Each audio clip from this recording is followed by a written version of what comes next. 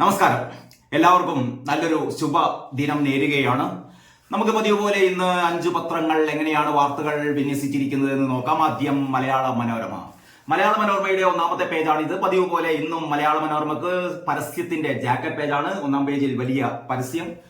അത് കഴിഞ്ഞ് ഇന്നലെയും ഇങ്ങനെ തന്നെയായിരുന്നു. മൂന്നാമത്തെ പേജാണ് മനോരമയുടെ മൂന്നാമത്തെ പേജാണ് ഒന്നാം പേജ് പോലെ ക്രമീകരിച്ചിരിക്കുന്നത്.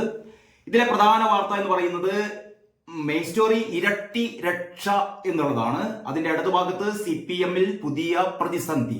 അപ്പൊ ഏതാണ്ട് രണ്ട് മെയിൻ സ്റ്റോറികളാണ് അടുത്തടുത്ത് കിടക്കുന്നത്. നമുക്ക് നോക്കാം. ആദ്യം തന്നെ CPM-ൽ പുതിയ പ്രതിസന്ധി. CPM-നെ ഈ എന്താ പറയാ, കഴിഞ്ഞ ഏതാനും ദിവസങ്ങളായി ഓരോ ദിവസവും, കാരണം തെറ്റുതിരുത്തൽ പ്രക്രിയ ഒരു ഭാഗത്ത് നിന്ന് CPM തുടങ്ങി എന്ന് പറയുമ്പോൾ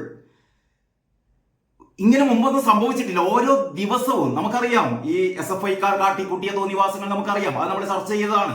പിന്നീട് അതിനെ തുടർന്ന് DYFI-ക്കാർ അതിനോട് അനുബന്ധിച്ച് നടത്തിയ ഈ പ്രിൻസിപ്പാളിന്റെ നെഞ്ചത്ത് അടുപ്പ് കൂട്ടുമെന്ന് പറഞ്ഞത് DYFI-ക്കാരാണ്. അത് കഴിഞ്ഞ് CIT-ക്കാര് എടപ്പാളില് ചെയ്തു കൂട്ടിയ തോന്നിവാസങ്ങൾ, ഒരു പാവം മനുഷ്യനെ ഇട്ട് ഓടിച്ച് അയാളുടെ കാല് രണ്ടും പൊട്ടിച്ചു, ഈ ട്യൂബ് ലൈറ്റിന്റെ കേസൊക്കെ എടുത്ത് കണ്ട് അവിടുത്തെ തൊഴിലാളികൾ മുഴുവൻ നോക്കുകൂലി കൊടുക്കാത്തതിന്റെ പേരിൽ മർദ്ദിച്ചതിന്റെ കഥ നമ്മൾ കേട്ടു. ഇതൊക്കെ കഴിഞ്ഞിട്ട് പിന്നീടാണ് കാപ്പ കേസിലെ പ്രതിയെ വീണ ജോർജും നമ്മുടെ പത്തനംതിട്ടയിലെ ജില്ലാ സെക്രട്ടറിയും എല്ലാം രക്തഹാരമണിയിച്ച് ഇൻകുലാബ് മുദ്രാവാക്യം വിളിച്ചിട്ട് ഈ പറയുന്ന ഒരു യുവമോർച്ചക്കാരനായിരുന്ന ഒരു കാപ്പ കേസ് പ്രതിയെ, ഗുണ്ടാ നേതാവിനെ CPM-ലേക്ക് ആനയിച്ച് കൊണ്ടുവരുന്നത് നമ്മൾ കണ്ടു. ഇങ്ങനെ ഓരോ ദിവസവും പാർട്ടിയെ കൂടുതൽ പ്രതിസന്ധിയിലാക്കിക്കൊണ്ടിരിക്കുകയാണ്. ആക്കുന്നത് ആരാണ്? ഇവിടുത്തെ പ്രതിപക്ഷമോ മറ്റുള്ളവരൊന്നുമല്ല. ഇവിടെ പ്രതിസന്ധിയിലാക്കുന്നത് പാർട്ടിക്കുള്ളിലുള്ള SFI മുതൽ DYFI മുതൽ CITU മുതൽ മന്ത്രിമാർ വരെ, വീണ ജോർജ് വരെ ഇതിൽ പ്രതിയാണ്. ഇവരൊക്കെയാണ് പാർട്ടിയെ പ്രതിസന്ധിയിലാക്കിക്കൊണ്ടിരിക്കുന്നത്. ഏറ്റവും പുതിയ വാർത്ത, CPM-ൽ പുതിയ പ്രതിസന്ധി. ഇതിന്റെ തുടക്കം നമ്മൾ ഇന്നലെ തന്നെ ഏതാണ്ട് സൂചിപ്പിച്ചിരുന്നു. അതായത് PSC അംഗത്വത്തിന് 60 ലക്ഷം കോഴ വാങ്ങിയെന്നാണ്. ഒരുപക്ഷെ സമീപകാലങ്ങളിൽ ഒന്നും ഇല്ലാത്ത വിധം CPM-ന് നേർക്കുള്ള ഏറ്റവും വലിയൊരു ആരോപണമല്ല, ഇതിൽ കഴമ്പുണ്ട് എന്നാണ് സംസ്ഥാന കമ്മിറ്റി പോലും അന്വേഷണത്തിലൂടെ കണ്ടെത്തിയത്. ഇത് വെറും പരാതിയല്ല, ഇതിൽ കഴമ്പുണ്ട് എന്നുള്ളതാണ് കണ്ടെത്തിയത്. കാരണം കോഴിക്കോട് കേന്ദ്രമാക്കിയിട്ട് ഒരു യുവ നേതാവ്, ഒരു ഏരിയ കമ്മിറ്റി അംഗമാണ്, ടൗൺ ഏരിയയുടെ ചാർജുള്ള CITU-വിന്റെ കൂടി ചാർജുള്ള ഒരു യുവ നേതാവാണ്. യുവ നേതാവ് എന്ന് പറയുന്നത് നമ്മുടെ മന്ത്രി മുഹമ്മദ് റിയാസിന്റെ ഉറ്റ അനുയായിയാണെന്ന് പറയുന്നു. അല്ല എന്നൊക്കെ ചിലർ പറയുന്നുണ്ട്. എന്തായാലും മുഹമ്മദ് റിയാസിന്റെ വീടിനടുത്ത് തന്നെയാണ് ഇയാളുടെയും വീട്.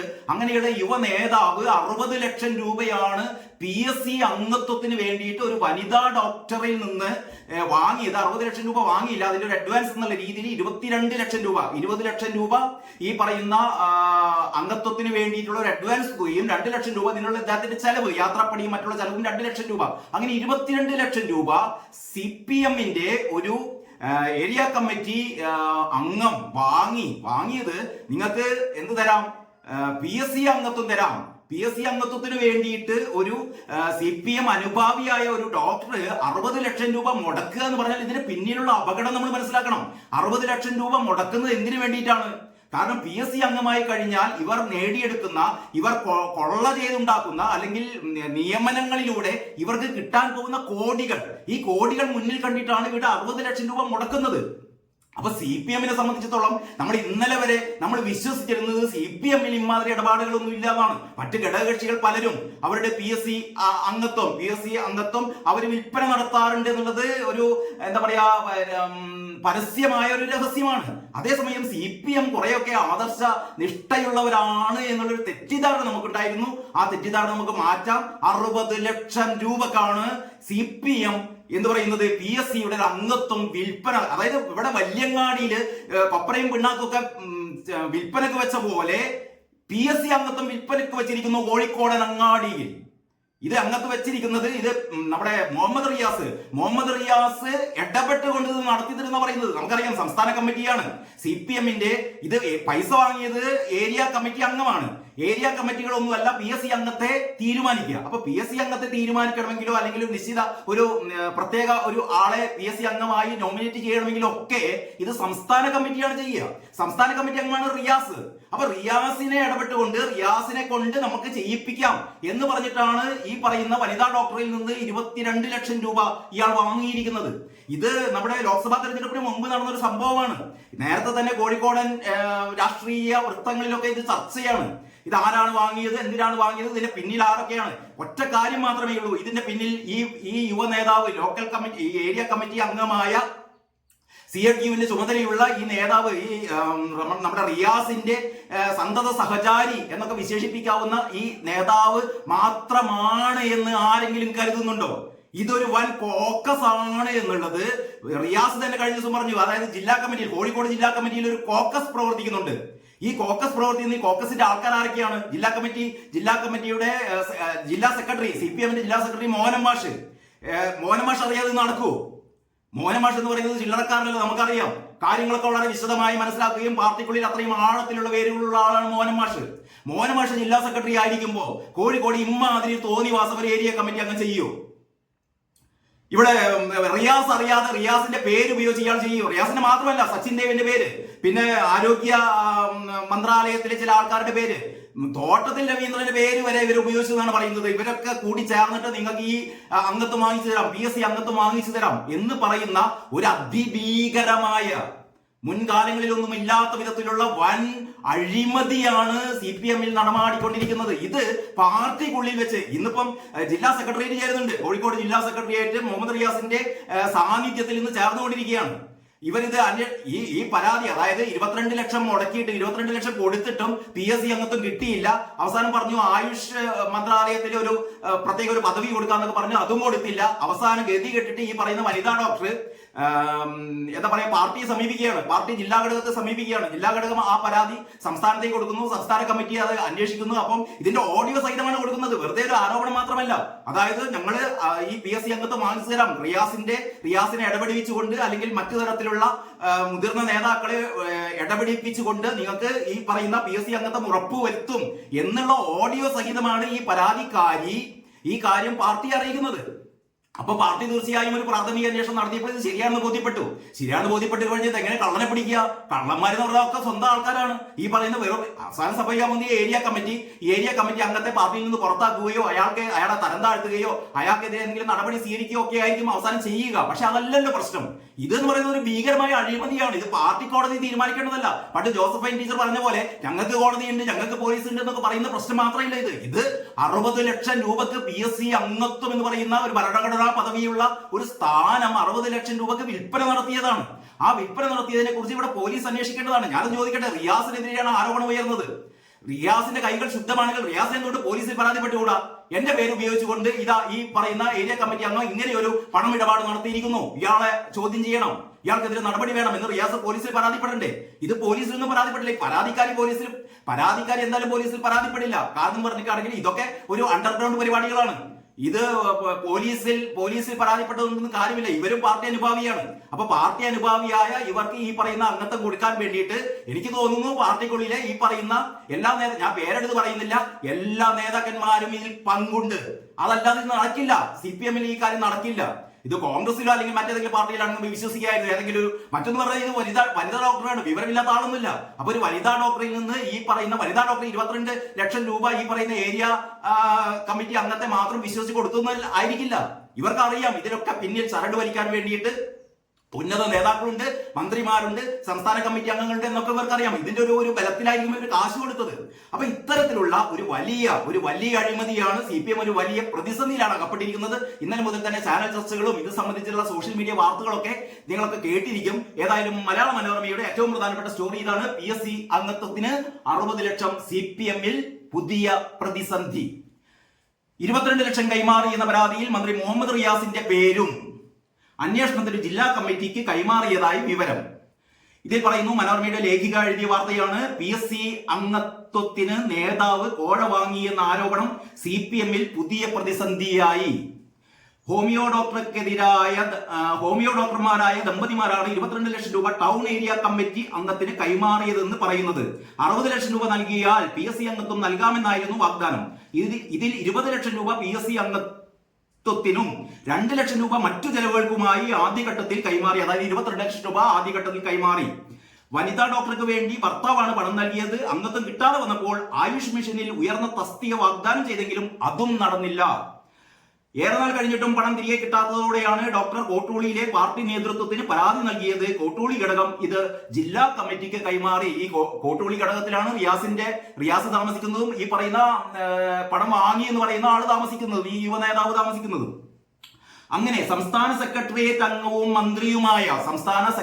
അംഗവും മന്ത്രിയുമായ PA മുഹമ്മദ് റിയാസിന്റെ പേര് പറഞ്ഞാണ് പണം വാങ്ങിയത് എന്ന ആരോപണം പരാതിയിലുള്ളതിനാൽ പരാതി സംസ്ഥാന സെക്രട്ടേറിയറ്റിന് കൈമാറി. ഈ ജില്ലാ കമ്മിറ്റി ആരോപണം നേരത്തെ തന്നെ അറിഞ്ഞ മുഹമ്മദ് റിയാസ് കോഴിക്കോട് ജില്ലാ കമ്മിറ്റിയിൽ നൽകിയ പരാതിയിൽ നടപടി ഉണ്ടായില്ല. റിയാസ് മുന്നേ കൂട്ടി കയറിയാന്ന് പറഞ്ഞ മാതിരി തനിക്കെതിരെ ഒരു ആരോപണം ഉന്നയിച്ചപ്പോൾ റിയാസും ഒരു പരാതി നൽകി തനിക്കെതിരെ ഇങ്ങനെ ഒരു ഗൂഢാലോചന നടക്കുന്നുണ്ട് എന്ന്. ആരോപണം നേരത്തെ തന്നെ അറിഞ്ഞ മുഹമ്മദ് റിയാസ് കോഴിക്കോട് ജില്ലാ കമ്മിറ്റിയിൽ നൽകിയ പരാതിയിൽ നടപടി ഉണ്ടായില്ല. എങ്ങനെ നടപടി ഉണ്ടാകാനാണ്? നടപടി എടുക്കേണ്ട ആൾക്കാരൊക്കെ ഇതിന്റെ ആയിരിക്കാം എന്നേ പറയുന്നുള്ളൂ. സംസ്ഥാന നേതൃത്വം ഈ വിഷയത്തിൽ പ്രാഥമിക അന്വേഷണം നടത്തി ഇടപാട് നടന്നെന്ന് ബോധ്യപ്പെട്ട ശേഷം അത് അന്വേഷിക്കാനായി ജില്ലാ കമ്മിറ്റിക്ക് കൈമാറിയെന്നാണ് വിവരം. അപ്പോൾ സംസ്ഥാന നേതൃത്വത്തിന് മനസ്സിലായിട്ടുണ്ട് ഇവിടെ സംഭവിച്ചതൊക്കെ ശരിയാണ്, അതാണ് അന്വേഷിക്കാൻ വേണ്ടി ഏർപ്പാടാക്കിയത്. മുഹമ്മദ് റിയാസിന് പുറമെ MLA-മാരായ KM സച്ചിൻ ദേവ്, അറിയാലോ KSRTC ബസ്സിൽ അന്ന് കാട്ടിക്കൂട്ടിയ പരാക്രമം, മേയർ ആര്യ രാജേന്ദ്രന്റെ ഭർത്താവ് സച്ചിൻ ദേവ് നല്ല പുള്ളികളാണ് എല്ലാവരും. രവിയേട്ടൻ ഇങ്ങനെ വന്നു എന്നുള്ളതാണ് എനിക്ക് മനസ്സിലാവാത്തത്. തോട്ടത്തിൽ രവീന്ദ്രന്റെ പേരും പറഞ്ഞിട്ടുണ്ട് അത്ര പാവ മനുഷ്യന്റെ. എന്നിവരുടെ പേരുകളും പ്രാദേശിക നേതാവ് ഉപയോഗപ്പെടുത്തിയതായി പരാതിയിലുണ്ട്. PSC അംഗത്വം പോലെയുള്ള പ്രധാന തസ്തികക്ക് കോഴ വാങ്ങിയെന്ന ആരോപണം ജനങ്ങൾക്കിടയിൽ അവമതിപ്പുണ്ടാക്കിയതായി പാർട്ടി വിലയിരുത്തിയിട്ടുണ്ട്.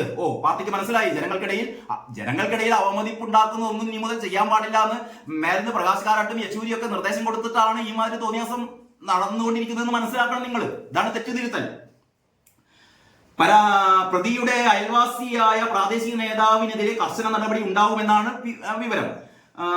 മുൻപ് തന്നെ ജില്ലയിലെ ചില മുതിർന്ന നേതാക്കളുമായി ബന്ധപ്പെട്ട് ഇദ്ദേഹത്തിനെതിരെ ആരോപണങ്ങൾ ഉയർന്നിരുന്നു. നേരത്തെ തന്നെ നമ്മുടെ മനു തോമസ് നേരത്തെ പറഞ്ഞത് ശരിയാണ്. പാർട്ടിക്കുള്ളിൽ ഈ സ്വർണം പൊട്ടിക്കൽ ടീമുകള്, കൊട്ടേഷൻ ടീമുകള്, ക്രിമിനൽ ടീമുകള്, കോഴ ഇടപാട് നടത്തുന്ന ടീമുകളൊക്കെ പാർട്ടിയിൽ ശക്തമാണ്. ഇവരുടേതാണ് പാർട്ടി, ജനങ്ങളുടേതല്ല. ജനങ്ങളിൽ നിന്ന് മാറിയിരിക്കുന്നു. ജനങ്ങളുടെ കാര്യങ്ങളൊന്നും പാർട്ടി നോക്കാറില്ല. കഴിഞ്ഞ ദിവസം ഈ കക്കോടിയിലുള്ള എൻ്റെ ഒരു ബന്ധുവും ഒക്കെ പറഞ്ഞൊരു കാര്യം, ഒരു നല്ല സഖാവായിരുന്നു അദ്ദേഹം പറഞ്ഞൊരു കാര്യം ഞെട്ടിപ്പിക്കുന്നതാണ്. പാർട്ടി പണ്ടൊക്കെ എന്തെങ്കിലും ഒരു പ്രശ്നമുണ്ടെങ്കിൽ സഖാക്കൾ, താഴേക്കടയിലുള്ള സഖാക്കൾ, അവർക്ക് എന്തെങ്കിലും പ്രശ്നമുണ്ടെങ്കിൽ ഉടൻ തന്നെ പാർട്ടിയിലെ ബ്രാഞ്ച് കമ്മിറ്റിയെയോ അല്ലെങ്കിൽ ഏരിയ കമ്മിറ്റിയെയോ ലോക്കൽ കമ്മിറ്റിയെയോ ഒക്കെ സമീപിക്കുകയാണ് ചെയ്യുക. പക്ഷെ ഇപ്പോഴെന്താണ്? ഇപ്പൊ സമീപിച്ചു കഴിഞ്ഞാൽ ആരാണോ ഇതിന്റെ പ്രതികളായി നിൽക്കുന്നത്, അങ്ങേപ്പുറത്ത് ആരാണോ ഈ പറയുന്ന സഖാക്കളെ ഉപദ്രവിച്ചത്, താഴെ തട്ടിലുള്ള സഖാക്കളെ ഉപദ്രവിച്ചത്, ഈ ഉപദ്രവിച്ച ആൾക്കാരുടെ കൂടെയാണ് പാർട്ടി നിൽക്കുക. കാരണം അവര് ഈ സമൂഹത്തിലെ സമ്പത്തുള്ള ആൾക്കാരാണ്. എന്ന് പറഞ്ഞാൽ പാർട്ടിയിലെ താഴെ തട്ടിലുള്ള സാധാരണക്കാരായ സഖാക്കൾക്ക് എന്ത് പ്രശ്നമുണ്ടെങ്കിലും പാർട്ടി അതിൽ ഇടപെടില്ല. പാർട്ടി ഇടപെടും. കാരണം അങ്ങേപ്പുറത്ത് ഇവരെ ഉപദ്രവിച്ച ആൾക്കാരുടെ കൂടെ ആയിരിക്കും പാർട്ടി. കാരണം പാർട്ടിക്ക് ആവശ്യം പണമാണ്. അതിലൊക്കെ ഗോവിന്ദ മാഷിന്റെ ഒരു പ്രസ്താവനയുണ്ട്, പാർട്ടി പ്രവർത്തകര് പണത്തിന് പിന്നാലെ ആർത്തി പിടിച്ചു പോകരുതെന്ന്. പാർട്ടി പ്രവർത്തകര് പണത്തിന് പിന്നാലെ ആർത്തി പിടിച്ചു പോകരുത് എന്ന് ഗോവിന്ദ മാഷ് കഴിഞ്ഞ ഏതോ ഒരു ജില്ലാ കമ്മിറ്റിയുടെ ഒരു അവലോകന റിപ്പോർട്ടിലിട്ട ഗോവിന്ദ മാഷിന്റെ കാര്യമുണ്ട്, ഏതോ പത്രത്തിൽ ഞാൻ പറയാം. അപ്പം ഗോവിന്ദ മാഷ് പറയുന്നു പണത്തിന് വേണ്ടി ആർത്തി പിടിച്ച് നടക്കരുത് എന്ന്. ഗോവിന്ദ മാഷിക്ക് ആർത്തി ഉണ്ടാവില്ല, നമുക്കറിയാം. ഗോവിന്ദ മാഷ് എന്തൊക്കെ പറഞ്ഞു കഴിഞ്ഞാലും ചില വിവരക്കേടുകളൊക്കെ പറയുമെങ്കിൽ കൂടിയിട്ട് ഗോവിന്ദ മാഷ് അങ്ങനെ അഴിമതി നടത്തുന്ന ആളൊന്നുമില്ല. പക്ഷേ ഗോവിന്ദ മാഷിക്ക് അറിയാം പാർട്ടിയിൽ ആരൊക്കെയാണ് അഴിമതി നടത്തുന്നത്. മുകൾ തട്ട് മുതൽ ആരുടെയൊക്കെ മക്കൾ വരെ അഴിമതി നടത്തുന്നുണ്ട് എന്ന കാര്യം ഗോവിന്ദ മാഷിക്ക് അറിയാം. പക്ഷെ ഗോവിന്ദ മാഷിക്ക് പലതും പറഞ്ഞുകൂടല്ലോ, പറഞ്ഞു കഴിഞ്ഞാൽ തല പോകും. അപ്പൊ ഇങ്ങനെയൊക്കെയാണ് കാര്യങ്ങൾ. അപ്പം ഞാൻ പറഞ്ഞുകൊണ്ട് വരുന്നത്, ഈ വാർത്ത മുന്നണിയിലും ചർച്ച ചെയ്യാറുണ്ട്. അതായത് കോഴ ആരോപണത്തിന് പിന്നാലെ കോഴിക്കോട് CPM പാർട്ടി ഓഫീസ് കേന്ദ്രീകരിച്ച് കോക്കസ് പ്രവർത്തിക്കുന്നു എന്ന് മന്ത്രി PA മുഹമ്മദ് റിയാസ് ജില്ലാ കമ്മിറ്റിക്ക് പരാതി കൂടി നൽകിയിട്ടുണ്ട്. അതിന്റെ അടിസ്ഥാനത്തിൽ PSC ഉൾപ്പെടെയുള്ള ഭരണഘടനാ സ്ഥാപനങ്ങളിലേക്ക് രാഷ്ട്രീയ നിയമനമേ പാടുള്ളൂ. മാസങ്ങൾക്ക് മുൻപ് ഇടതുമുന്നണി യോഗത്തിൽ മുഖ്യമന്ത്രി പിണറായി വിജയൻ ഘടകകക്ഷികൾക്ക് പിണറായി നേരത്തെ തന്നെ നിർദ്ദേശം നൽകിയിരുന്നു. വേണ്ടാത്ത പല്ലാപ്പൊന്നും ഉണ്ടാക്കണ്ട, ഇമാതിരി പൈസ ഒന്നും വാങ്ങരുതെന്ന് പറഞ്ഞപ്പോൾ അവസാനം സ്വന്തം കക്ഷിയിലെ യുവ നേതാക്കളാണ് ഇത് വാങ്ങിയത്. മരുമോന്റെ പേര് പറഞ്ഞിട്ടാണ് വാങ്ങിയത്. മരുമോൻ ഇതിൽ പങ്കുണ്ടോ ഇല്ലയോ? ഇന്നലെ ചർച്ചയിൽ എനിക്ക് തോന്നുന്നു ഏതാണ് ഏത് ചാനലാണെന്ന് അറിയില്ല, നമ്മുടെ കെ ഗണേഷ് യുവമോർച്ച നേതാവ് ഗണേഷ് പറഞ്ഞിരുന്നു ഇത് റിയാസിനെ മാറ്റി നിർത്തിക്കൊണ്ട് റിയാസ് രാജിവെക്കട്ടെ, റിയാസ് രാജിവെച്ചുകൊണ്ട് അന്വേഷണം നേരിടണം. കാരണം എന്ന് പറഞ്ഞാൽ ഇത് ചില്ലറ കാര്യമല്ല. കാരണം റിയാസിന്റെ പേര് പറഞ്ഞിട്ട് അല്ലെ റിയാസ് പരാതിപ്പെടട്ടെ പോലീസിൽ, തനിക്കെതിരെ ഇങ്ങനെ ഒരു പരാതി, തനിക്കെതിരെ ഇങ്ങനെ ഒരു ഇൻവോൾവ്മെന്റ് തന്നെ കൂടി ഉൾപ്പെടുത്തിക്കൊണ്ടുള്ള ഒരു സംഭവമാണ് വന്നിട്ടുള്ളത്, അത് അന്വേഷിക്കണമെന്ന് പറയട്ടെ. അതല്ലാത്തടത്തോളം കാലം റിയാസ് സംശയമുനയിലാണ്. അപ്പോൾ ഇതൊക്കെയാണ് പാർട്ടിയിൽ സംഭവിച്ചുകൊണ്ടിരിക്കുന്നത്. അതപ്പോൾ CPM-ൽ പുതിയ പ്രതിസന്ധി. അപ്പൊ ഇന്ന് ജില്ലാ സെക്രട്ടേറിയറ്റ് ഉണ്ട്. ജില്ലാ സെക്രട്ടേറിയറ്റിൽ സ്വാഭാവികമായും 2-3 അംഗത്തെ ഇത് അന്വേഷിക്കാൻ വേണ്ടി നിയമിക്കും. അന്വേഷണം നീളും. അവസാനം സംഭവിക്കാൻ പോകുന്നത് തീവ്രത കുറഞ്ഞ കോഴ ആരോപണം എന്നുള്ള രീതിയിലായിരിക്കും ഇത് മാറുക. വലിയ വലിയ വൻ മീനുകളൊക്കെ, സ്രാവുകളൊക്കെ രക്ഷപ്പെടും. അവസാനം ഈ നത്തോലികള് ഈ പറഞ്ഞ 2-3 ആൾക്കാരെ ചിലപ്പോൾ എന്തെങ്കിലും തരത്തിലുള്ള തരം താഴ്ത്തലോ അല്ലെങ്കിൽ കണ്ണുരുട്ടലോ നടത്തിയേക്കും. അപ്പോൾ CPM ഓരോ ദിവസവും പ്രതിസന്ധിയിൽ നിന്ന് പ്രതിസന്ധിയിലേക്ക് നീങ്ങിക്കൊണ്ടിരിക്കുകയാണെന്ന് മാത്രമേ പറയാനുള്ളൂ. ഇത് ഞാൻ വെറുതെ ആരോപണം ഉന്നയിക്കുകയല്ല, അല്ലെങ്കിൽ CPM-നെ കുറ്റപ്പെടുത്തുന്നവരുടെ കുറ്റപ്പെടുത്തലല്ല ഇത്. പാർട്ടി ഇനിയും നന്നാവും എന്ന പ്രതീക്ഷ നമുക്കൊക്കെ ഉണ്ട്. ഓരോ ദിവസവും നമ്മൾ കാത്തിരിക്കുന്നത് ഒരു പോസിറ്റീവ് വാർത്തയ്ക്ക് വേണ്ടിയിട്ടാണ്. CPM-നെ കുറിച്ച് എന്തെങ്കിലും നിങ്ങൾക്ക് നല്ലത് പറഞ്ഞുകൂടെ എന്ന് കഴിഞ്ഞ ദിവസവും എൻ്റെ ഒരു പ്രിയ സുഹൃത്തായ സഖാവ് ചോദിച്ചു. എന്റെ പ്രിയ സഖാവിനോട് എനിക്ക് പറയാനുള്ളത്, ആഗ്രഹമുണ്ട് CPM-നെ കുറിച്ച് നല്ലത് പറയാൻ. പക്ഷേ എല്ലാ ദിവസവും ഇമ്മാതിരി തോന്നിവാസങ്ങൾ ചെയ്തുകൊണ്ടിരിക്കുമ്പോൾ ഇനിയുണ്ട് തോന്നിവാസം. അത് പറയാം. നമുക്ക് മലയാള മനോരമയുടെ പ്രധാന വാർത്ത ഇരട്ടി രക്ഷ എന്ന് പറയുന്നത് എന്താണെന്നറിയോ? അതായത് ആയുഷ്മാൻ ഭാരത് പദ്ധതി പരിരക്ഷയും പ്രായപരിധിയും കൂട്ടുന്നു എന്നുള്ളതാണ്. കേന്ദ്ര സർക്കാരിന്റെ പദ്ധതിയാണ്. 70 വയസ്സിന് മുകളിൽ പ്രായമുള്ളവർക്കെല്ലാം സൗജന്യ ചികിത്സ നൽകുന്ന പദ്ധതി. കഴിഞ്ഞ നമ്മുടെ രാഷ്ട്രപതി മുർമു ലോക്സഭയിൽ പറഞ്ഞിരുന്നു ഇങ്ങനെ ഒരു കാര്യം നടക്കാൻ പോകുന്നു എന്ന്. BJP-യുടെ പ്രകടന പത്രികയിലൊക്കെ ഉണ്ടായിരുന്നു. അതായത് 5 ലക്ഷത്തിൽ നിന്ന് 10ലേക്ക് മാറ്റുന്നു പരിരക്ഷ. ഇവരുടെ ആരോഗ്യ പരിരക്ഷ ഈ വിഭാഗത്തിന്റെ 5 ലക്ഷം ആയിരുന്നു നേരത്തെ, അത് 10 ലക്ഷത്തിലേക്ക് ഉയർത്തുന്നു. മാത്രമല്ല 70 വയസ്സിന് മുകളിലുള്ള എല്ലാവരും പദ്ധതിയുടെ ഭാഗമാകും. നേരത്തെ വരുമാനത്തിന്റെ ഒരു പരിധി നിശ്ചയിച്ചിരുന്നു. ഇപ്പൊ വരുമാനത്തിന്റെ പരിധിയൊക്കെ മാറ്റി ആരൊക്കെ 70 വയസ്സിന് മുകളിലുള്ള ആൾക്കാരുണ്ടോ അവരൊക്കെ ഈ പദ്ധതിയിൽ, ഏത് പദ്ധതിയിലാണ്? ആയുഷ്മാൻ ഭാരത് പദ്ധതിയിൽ അംഗങ്ങളാണ് എന്ന് പറയുന്ന ഒരു വലിയ ചികിത്സാ സഹായ പദ്ധതിയാണ് കേന്ദ്ര സർക്കാർ ഏർപ്പെടുത്തിയിരിക്കുന്നത്. എന്തായാലും മോദിയുടെ തീരുമാനത്തെ കൈയടിക്കാതെ വയ്യ. കാരണം അത്രയും നല്ലൊരു പദ്ധതിയാണ്. അത് വളരെ നല്ല രീതിയിൽ തന്നെ ഇരട്ടി രക്ഷ.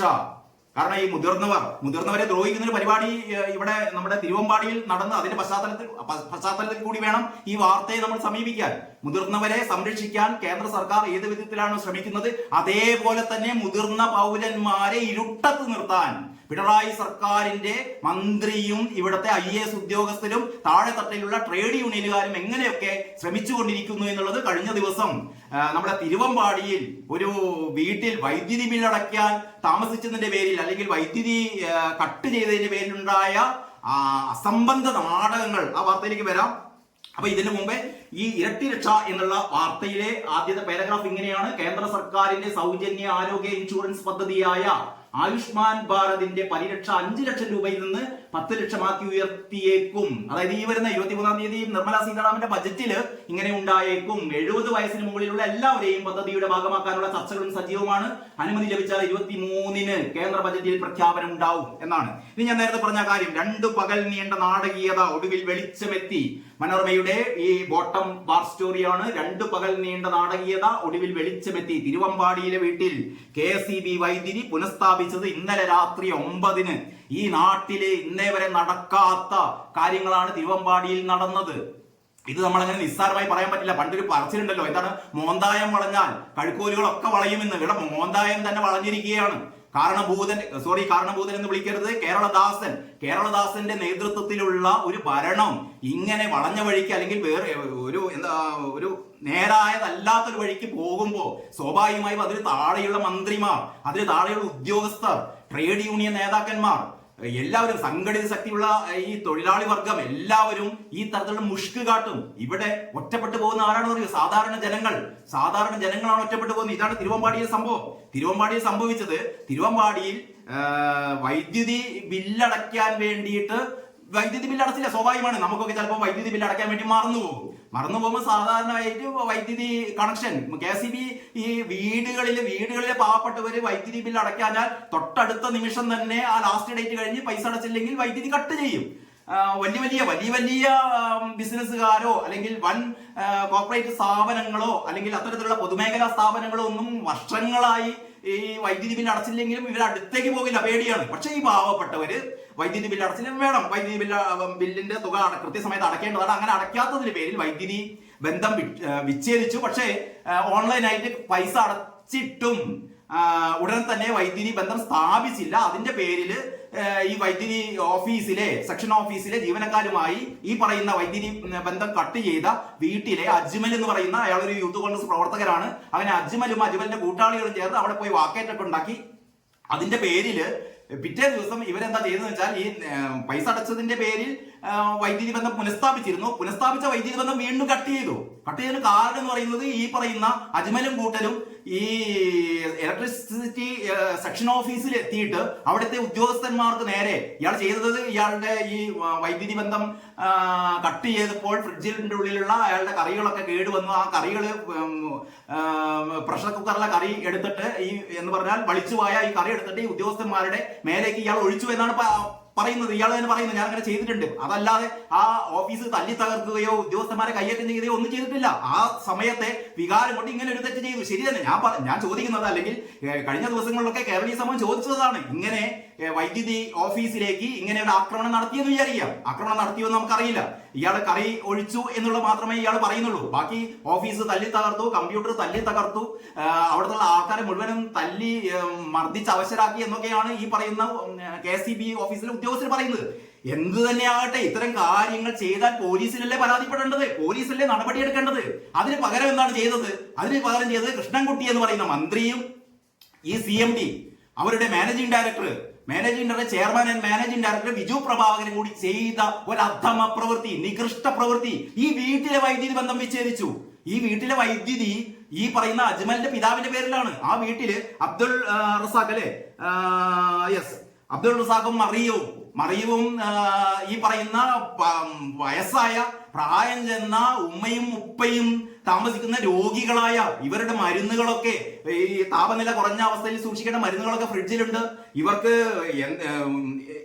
ഈ രണ്ട് വൃദ്ധരായ ആളുകൾ താമസിക്കുന്ന വീട്ടിലെ വൈദ്യുതി ബന്ധം വിച്ഛേദിക്കുകയാണ്.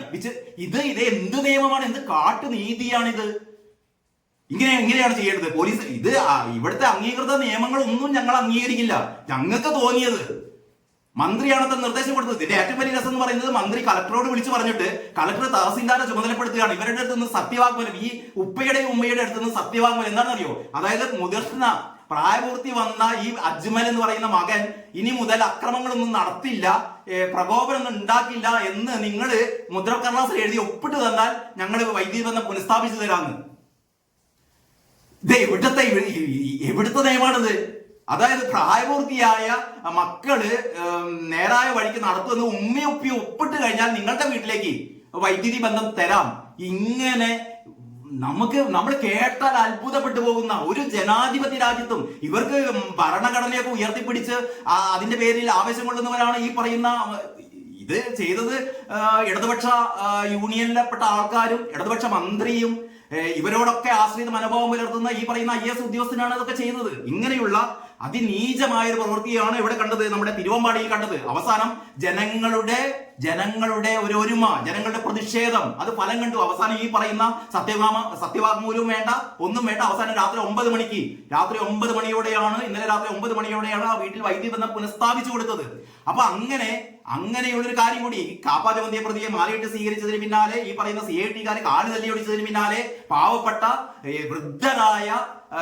വൃദ്ധരായ ആളുകൾ മാത്രം താമസിക്കുന്ന വീട്ടിലെ വൈദ്യുതി ബന്ധം വിച്ഛേദിക്കുക.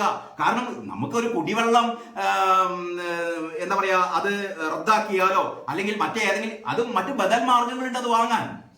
ഇതല്ലല്ലോ, വൈദ്യുതി ബന്ധം വിച്ഛേദിച്ചു കഴിഞ്ഞാൽ പിന്നെ വൈദ്യുതി വേറെ എവിടെ നിന്ന് വാങ്ങാൻ? അപ്പൊ വൈദ്യുതി എന്ന് പറയുന്നത് ഒരു അവശ്യ വസ്തുവാണ്. ഇതങ്ങനെ ഒരു മന്ത്രിക്കോ അല്ലെങ്കിൽ ഒരു IAS ഉദ്യോഗസ്ഥനോ ഒരു ബിജു പ്രഭാകരനോ ഒന്നും ഈ ഒരു വീട്ടിലെ വൈദ്യുതി ബന്ധം നിയമങ്ങളില്ലാതെ ചട്ടങ്ങൾ മറികടന്നുകൊണ്ട് ഇത് വിച്ഛേദിക്കാൻ എന്താണ് ഇവർക്ക് അവകാശം? ഒരു അവകാശമില്ല. അപ്പൊ ഇത്തരത്തിലുള്ള ജനാധിപത്യ വിരുദ്ധമായ മനുഷ്യവിരുദ്ധമായ പ്രവൃത്തികളാണ് അരങ്ങേറിക്കൊണ്ടിരിക്കുന്നത്. എങ്ങനെയാണ് അടിസ്ഥാന വർഗങ്ങൾ പാർട്ടിയിൽ നിന്ന് വിട്ടുപോകുന്നത്? എങ്ങനെയാണ് താഴെത്തട്ടിലുള്ള ജനങ്ങൾക്ക് നീതി നിഷേധിക്കപ്പെടുന്നത്?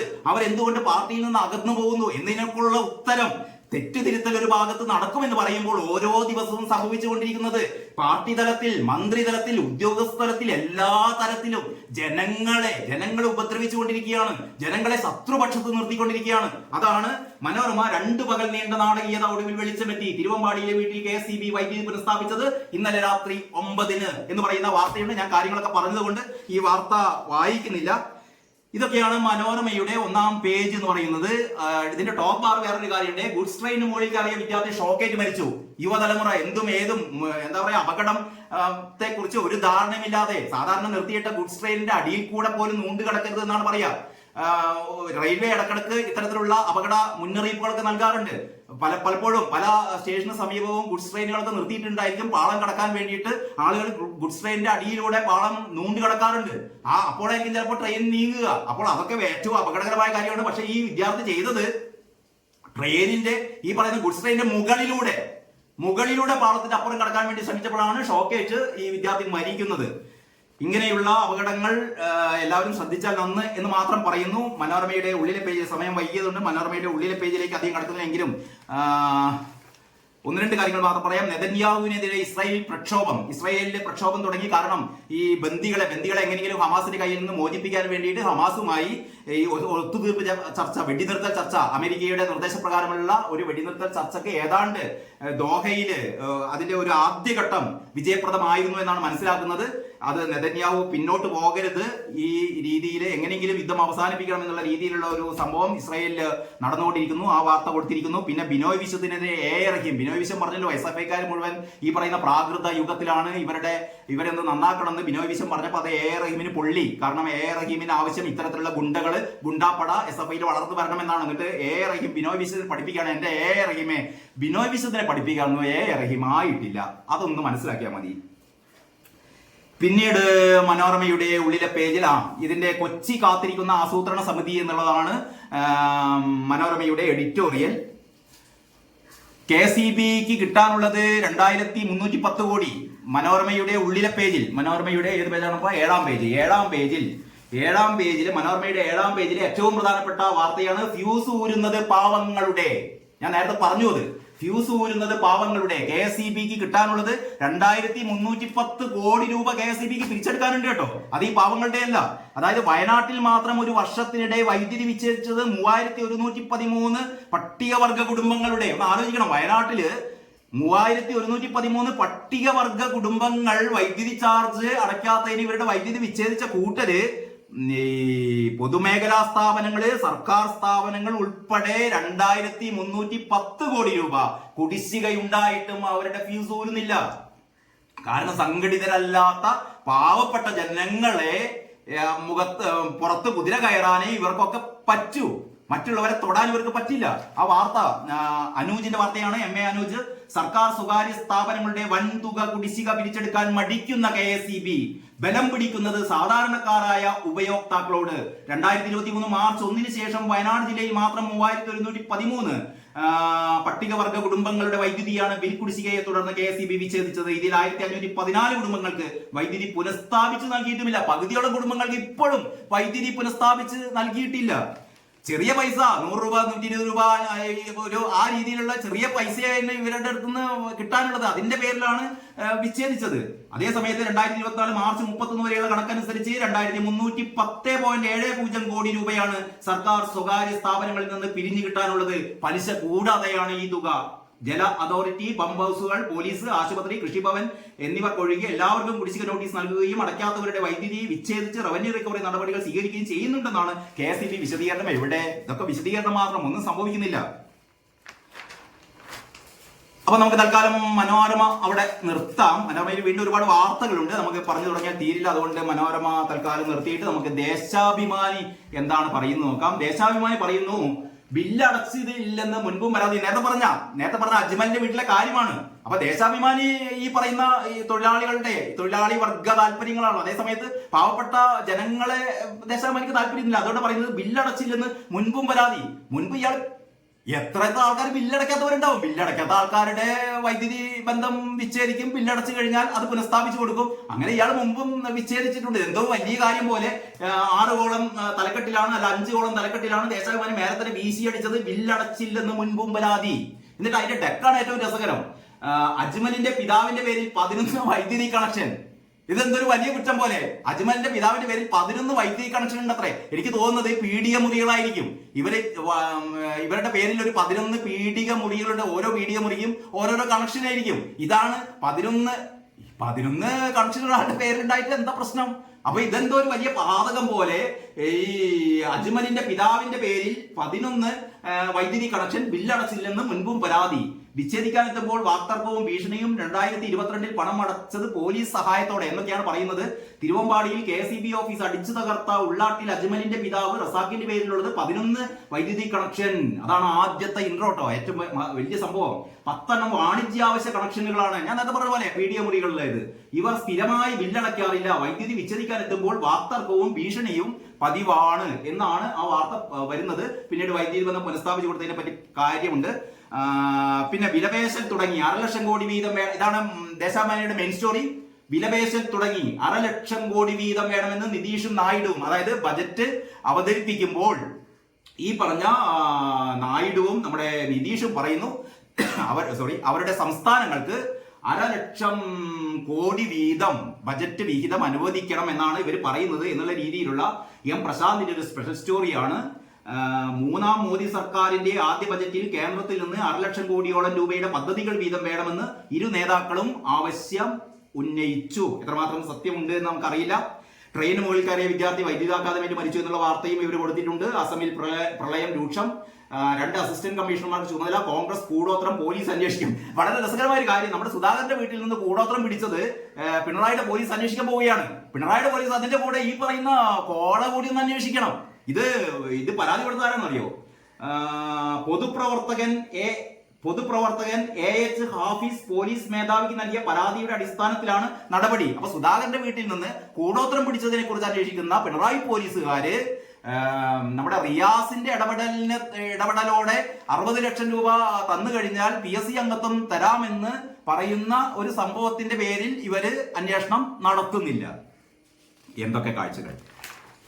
അപ്പൊ ഇതാണ് ദേശാഭിമാനിയുടെ 1ാമത്തെ പേജ്. ദേശാഭിമാനിയുടെ എഡിറ്റോറിയൽ എന്ന് പറയുന്നത് പെസഷ്കിയാന്റെ വിജയവും ഇറാന്റെ ഭാവി സംബന്ധിച്ചുള്ള ആകുലതകളാണ് ദേശാഭിമാനി പങ്കുവെക്കുന്നത്. നമുക്ക് മനസ്സിലാകുന്നത് എന്താന്ന് വെച്ചാൽ ഇറാനില് ആയത്തുള്ള ഖമനയി എന്ന് പറയുന്ന ആത്മീയ നേതാവ് പറയുന്നതിനപ്പുറം ഒന്നും ഇറാനിൽ സംഭവിക്കാനില്ല.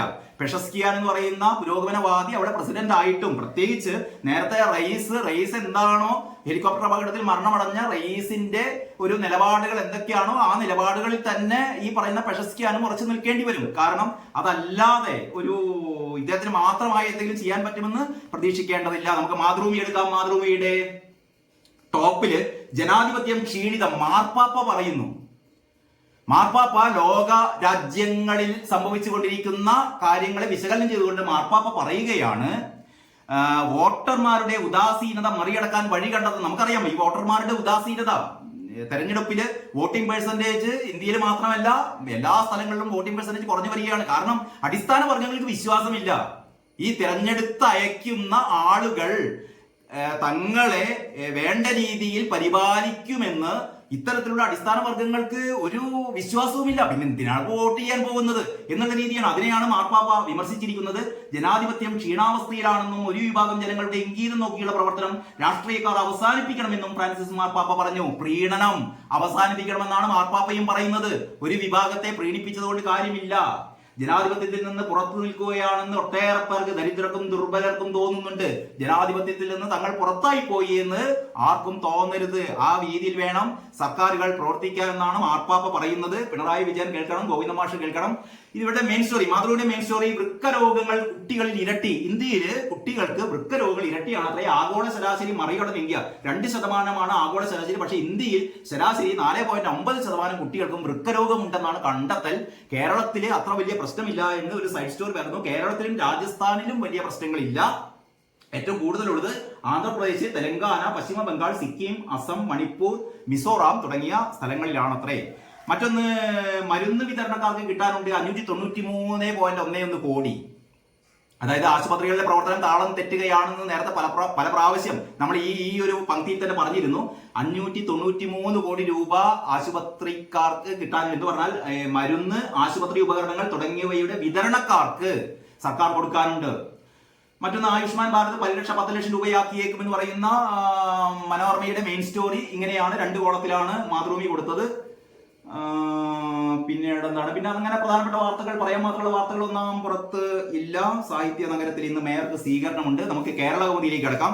കേരള കൗമുദിയുടെ 1-ാം പുറമാണ് പതിവ് പോലെ ഇന്നും അതിഭീകരമായ വലിപ്പത്തിലുള്ള ഹെഡിങ്ങുകളൊക്കെ കൊടുത്ത് കേരള കൗമുദിയുടെ സ്റ്റോറി, വയലാകെ കരയാവുന്നു, നിയമത്തിന് പുല്ലുവില. മെയിൻ സ്റ്റോറി കയ്യിലെടുത്ത നിയമം തിരികെ സ്ഥാപിച്ചു. നമ്മുടെ തിരുവമ്പാടിയിലെ പ്രശ്നമാണ്. കയ്യിലെടുത്ത നിയമം തിരികെ സ്ഥാപിച്ചു. ഈ പറയുന്ന മന്ത്രിയും ബിജു പ്രഭാകർ എന്ന് പറയുന്ന CMDയും കയ്യിലെടുത്ത നിയമം അവരെ തിരികെ സ്ഥാപിച്ചു. വിവാദ വൈദ്യുതി കണക്ഷൻ KSEB പുനഃസ്ഥാപിച്ചു എന്നുള്ള വാർത്ത വളരെ വിശദമായി കേരള കൗമുദി കൊടുത്തിട്ടുണ്ട്.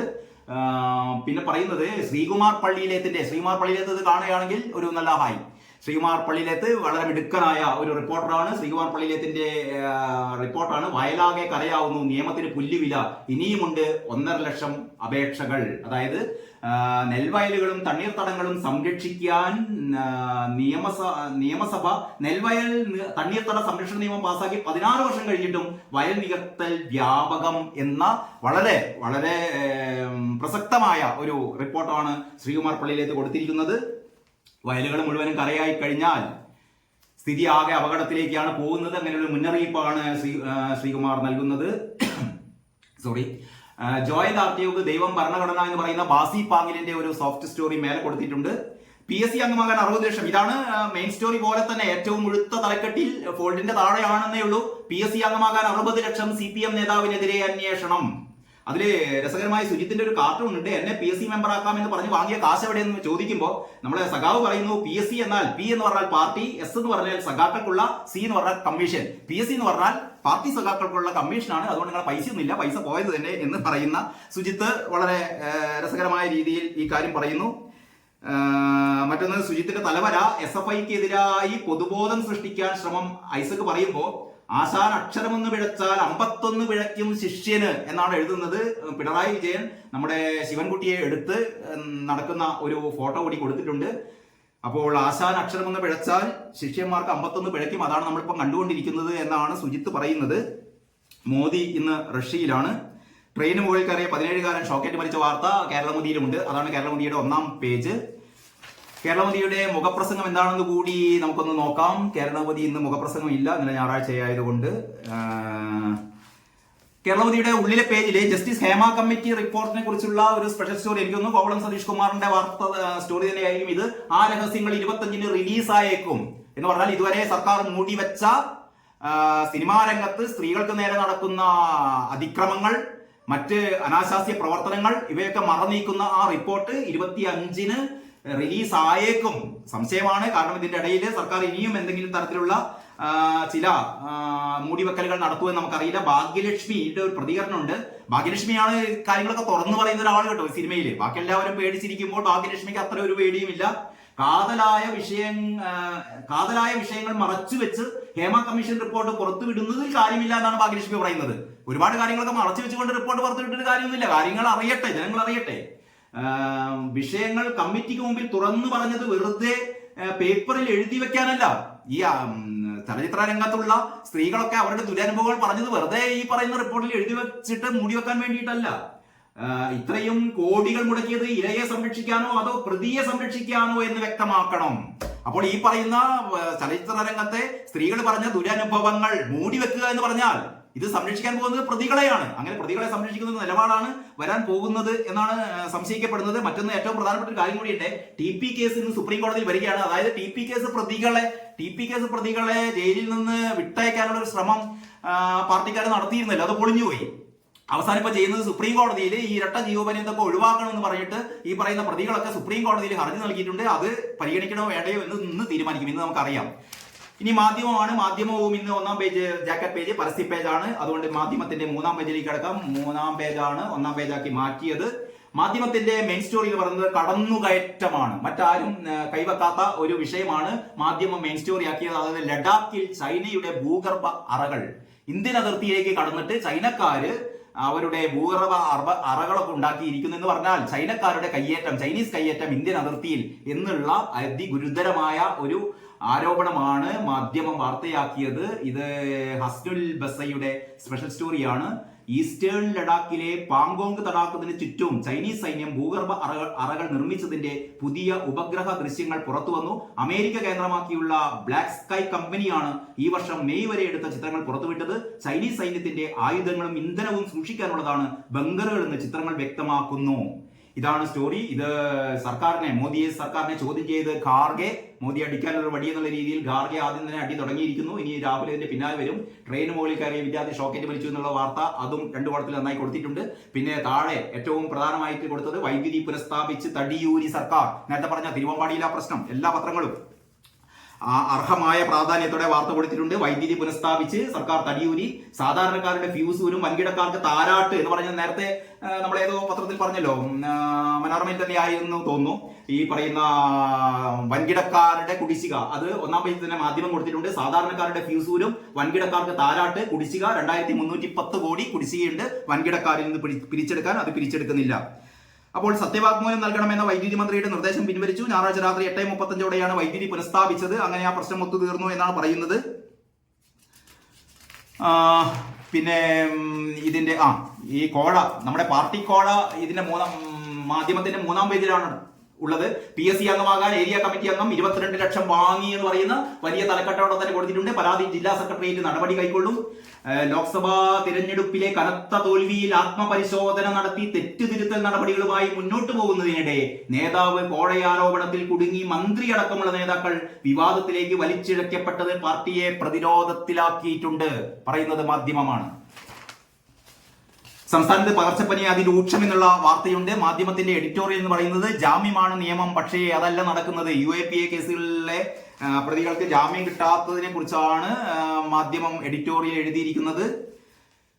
രാഹുൽ മണിപ്പൂരിലേക്ക് പ്രതിപക്ഷ നേതാവായ ശേഷം ആദ്യ സന്ദർശനം. നമ്മുടെ രാഹുൽ ഗാന്ധി മണിപ്പൂരിലേക്ക് പോകുന്നതിനെ കുറിച്ച് പ്രതിപക്ഷ നേതാവായ ശേഷം മണിപ്പൂരിൽ എന്താണ് സംഭവിക്കുന്നത്, മണിപ്പൂരിലേക്ക് പ്രതിപക്ഷ നേതാവ് ആയ ശേഷം രാഹുൽ സന്ദർശിക്കാൻ പോകുന്ന വാർത്തയാണ്. രാഹുൽ ഇതുവരെ കള്ളക്കുറിച്ചിയിലേക്ക് പോയിട്ടില്ല. തമിഴ്നാട്ടിലെ വിഷമദ്യ ദുരന്തത്തിൽ ഏതാണ്ട് 70ഓളം പേരാണ് മരിച്ചത്. അവിടേക്ക് രാഹുൽ പോയിട്ടില്ല. അവിടെ പോകാൻ രാഹുലിന് പേടി. തമിഴ്നാട്ടിലേക്ക് പോകില്ലല്ലോ, അവിടെ സ്റ്റാലിൻ ഉണ്ട്, സഖ്യകക്ഷിയാണ്. അതുകൊണ്ട് കള്ളക്കുറിച്ചിയിൽ വിഷമദ്യ ദുരന്തത്തിൽ എത്ര പേര് മരിച്ചാലും രാഹുലിന് പ്രശ്നമില്ല. പക്ഷേ മണിപ്പൂരാണ് പ്രശ്നം. അപ്പൊ മണിപ്പൂരിലേക്ക് രാഹുൽ പോകുന്നു. ഏതായാലും മണിപ്പൂർ യാത്ര വിജയിക്കട്ടെ എന്ന് മാത്രം ആശംസിക്കുന്നു. അതോടെ ഏതാണ്ട് നമുക്ക് ഇന്നത്തെ ഈ 5 പത്രങ്ങൾ എങ്ങനെയൊക്കെയാണ് കാര്യങ്ങൾ അവതരിപ്പിച്ചത് എന്ന് ഏതാണ്ട് വ്യക്തമായി മനസ്സിലാക്കുന്നു. നമുക്ക് ഏതായാലും ഇനി നാളത്തെ പത്രങ്ങൾ എങ്ങനെ പറയുന്നു എന്ന് കാത്തിരിക്കാം. എല്ലാവർക്കും നന്ദി, നമസ്കാരം.